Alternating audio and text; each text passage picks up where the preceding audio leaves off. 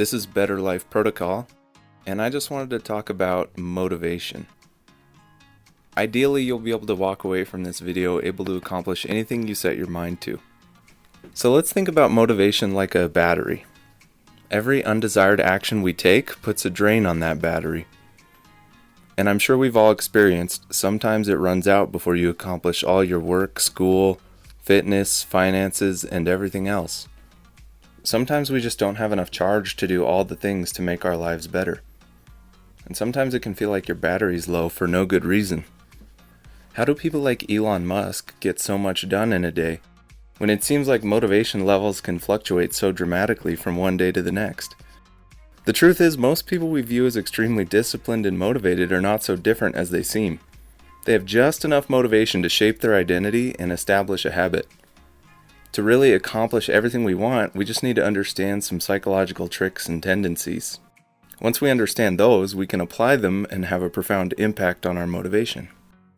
As a side note, you can have a profound impact on my motivation if you like and subscribe.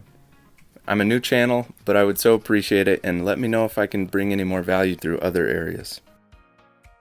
You have to understand why you want something. Everything that motivates us can be simplified into two categories: pain and pleasure. Let me explain. We seek to avoid pain in all of its forms. We seek pleasure as it can appear. Generally, the human brain's going to do more to avoid pain than it will to get pleasure. But it's also biased towards sensations in the present. So the further something is in the future, the less impact it has on our decisions. Most of us don't start writing a paper the moment it's assigned. If you're anything like me, you're going to wait till the night before. The same goes for eating unhealthy foods. Logically, we can understand it's a bad idea, but the immediate pleasure response in our brain is more compelling than the delayed reward that comes with good nutrition. Conversely, going to the gym can be a source of immediate pain. So we'll skip it to avoid pain in the present, even knowing we are sacrificing our health. Understanding our tendency to move towards pleasure and away from pain, we can start to manipulate our psychology. So if we focus our attention on what we truly want as well as what we want to avoid, we're just going to be adding fuel to our desire to make changes in our life. The polarity of pain and pleasure will simultaneously push and pull you toward your goals, making it easier than ever to start that new business and learn that new skill or lose those extra pounds. So I really want you guys to try something with me. Create a list of the pains and pleasures associated with the actions you want to take. For this example, let's say our goal is to earn money. Let me preface this by saying I don't believe in arbitrarily attaching your happiness to the amount of money in your bank account. What we're doing is harnessing our greed as a powerful motivator. Once we've achieved wealth, it's important to reevaluate our desires. This is so we don't get stuck on the hedonic treadmill in constant pursuit of more and more money. So let's do an exercise. Make a list of all the pains of not earning money. Include all the limitations and obstacles that bring you pain or discomfort. The more intense the emotion, the better. Now write down all the pleasures of earning money. Remember, it's okay to be superficial here. That's the goal. We're just looking to add fuel to our desires so that we're compelled to take action. Be honest about what you really want. Try to imagine what these lifestyle changes would feel like. Even the act of anticipating rewards releases the feel-good neurotransmitter dopamine. Another motivational trick I like to use is the consistency bias. This is our instinctual desire to be consistent with our prior actions and beliefs. The more actions we take that are aligned with the changes we desire, the more likely we are to continue those behaviors. So if we're constantly working out, we begin to develop an identity as a fit person. Picture it like this. Every decision you make adds weight to one end of an identity scale. If you perform enough actions in line with the identity, the scale begins to tip accordingly. Every day we exercise, it becomes easier and easier for our actions to remain consistent with a fit person. Subconsciously identifying as a fit person, you won't need as much motivation to be physically active. We mentioned earlier, but it bears repeating, most people we view as disciplined and motivated are not so different as they seem. They just have enough motivation to shape their identity and establish the habit in the first place. Remember, this can work against you, because every time you allow yourself to do something negative, you are essentially reinforcing your identity as that type of person. Another powerful motivational tool is the use of social accountability. This is the mechanism with which we are inclined to act on anything we have made public to remain responsible for and accountable to our announcements. If we tell our friend we're going to start a blog, we are much more likely to actually do it because of our innate desire to remain accountable. If our friend asks how the blog is going after a few months, but you haven't written anything, you'll probably be ashamed for not following through with your commitments. This effect is extremely strong if you tell everyone you're going to do something. It can be so powerful you can literally embarrass yourself into succeeding. It can also be extremely effective if you have a personal trainer, career coach, or any kind of external commitment where you are held responsible for your attendance in some way. So try this with your friends and family if nothing else. The more people you tell, the better. The rival effect can be utilized by finding someone of similar capability and competing against them. It is important you don't select someone significantly more skilled or capable than you, or you likely won't feel compelled to compete against them. While some people are more competitive than others, everyone can use this effect to boost motivation and performance to some degree. For example, imagine you are running a mile for a fitness assessment in high school. You're familiar with your class and you know it isn't likely that you'll finish first.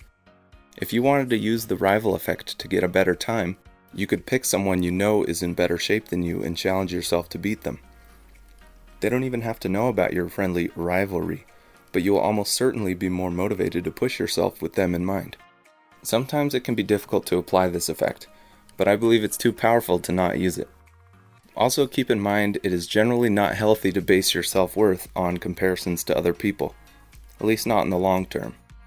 You have to find the balance between using competition as a motivator and seeking validation based on your results. You also want to clarify your goals into small tasks with deadlines. Notice the 3 parts. Clarify your goals into small tasks with deadlines. By breaking up large goals into smaller tasks, we can make daily progress without being overwhelmed.